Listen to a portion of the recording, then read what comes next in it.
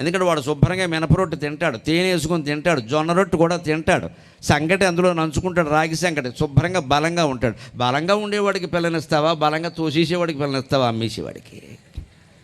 శరీర బలం చూడాలి, ఆత్మబలం చూడాలి, మనోబలం చూడాలి, అప్పుడు పిల్లనివ్వాలి. డబ్బును కాదు చూడాల్సింది.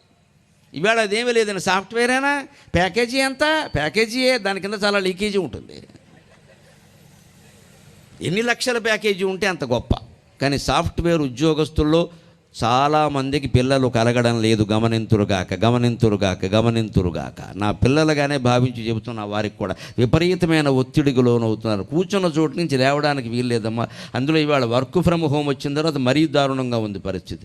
రోజంతా అలా కూర్చోవడమే. పైగా ఈవేళ పత్రికల్లో మీరు చూసుంటారు, అలా రోజంతా కూర్చోవడం వల్ల ఒళ్ళు లావెక్కిపోయింది, మళ్ళీ దానికి సైకిల్ దొక్కుతాట. అది తద్దినమైతే ఇది అధిక మాసం తద్దినం. ఇది ఒళ్ళు లావెక్కేలా చేసుకోవడం